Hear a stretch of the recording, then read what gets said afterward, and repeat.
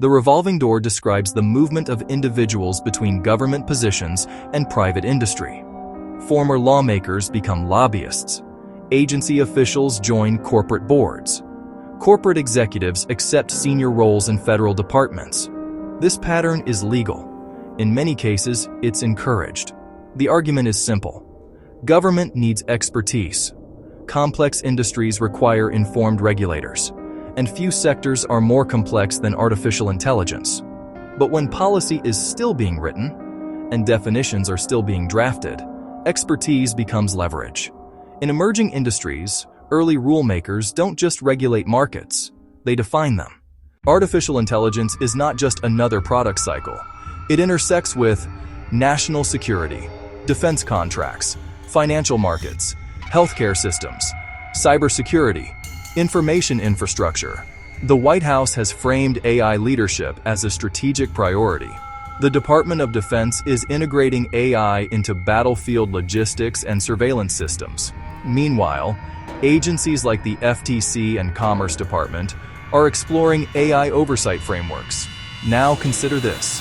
OpenAI has engaged former policymakers in advisory roles. Microsoft has expanded its government affairs footprint in Washington. Google and Meta maintain some of the largest lobbying operations in the technology sector. At the same time, former government officials regularly accept executive or advisory positions inside these same firms. Individually, each move appears rational. Collectively, the pattern matters. Because when policy and industry share personnel, perspectives begin to align. And when definitions are still being written, alignment shapes outcomes. Here's where the conversation becomes more complicated. Imagine you are a senior regulator overseeing artificial intelligence safety compliance. You understand the technology, you understand the risks, and you understand that after your term ends, you could transition into a private sector advisory role worth significantly more than your government salary.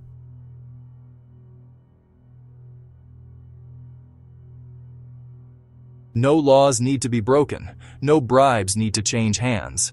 Influence can operate through incentives alone.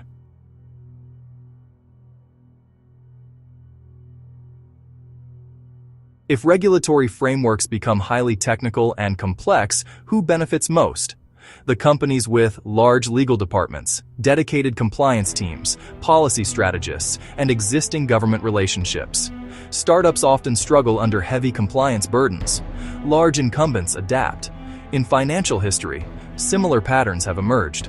After the 2008 crisis, sweeping regulations increased compliance costs across the banking industry. Major institutions absorbed the impact. Smaller firms faced proportionally greater strain.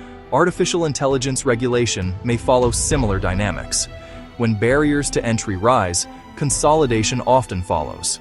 And if the same individuals designing those rules later step into executive roles within dominant firms, public perception begins to shift.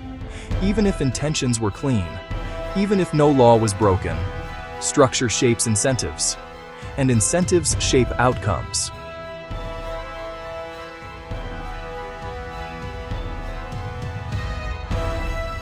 Fade slightly darker before transition. Hold 1-2 seconds before section 4. The revolving door is not unique to artificial intelligence, but AI magnifies its impact. Over the past decade, technology policy veterans have regularly moved between federal agencies and major Silicon Valley firms. Former White House technology advisors have joined large technology companies. Former tech executives have accepted roles shaping federal digital strategy. Senior agency officials have transitioned into corporate advisory positions focused on regulatory compliance. Individually, these moves are framed as strengthening collaboration. Government gains technical expertise, industry gains policy insight. But collaboration can evolve into alignment. Alignment can evolve into consolidation. When the same professional networks circulate between both sides of regulatory negotiations, the range of debate can narrow. Smaller competitors rarely have equivalent access. Independent researchers rarely have comparable resources.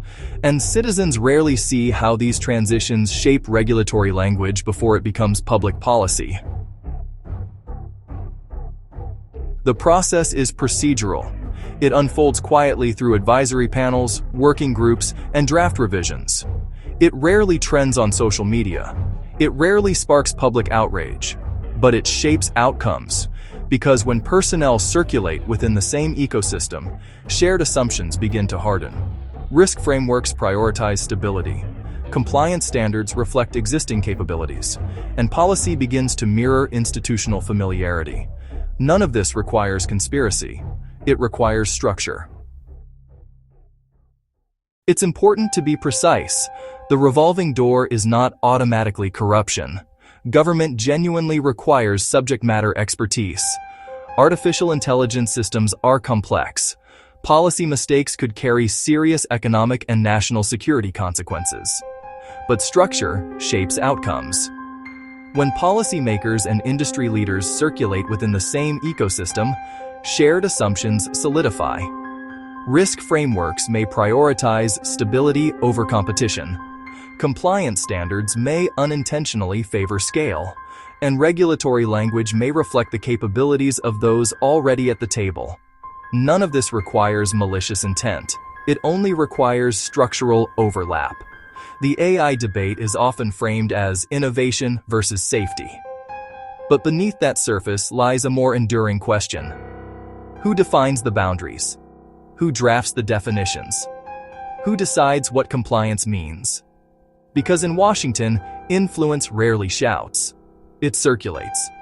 And when the door keeps turning, power rarely leaves the building. This has been the Power Files, investigating how power actually moves. Fade to black. Hold 2 seconds.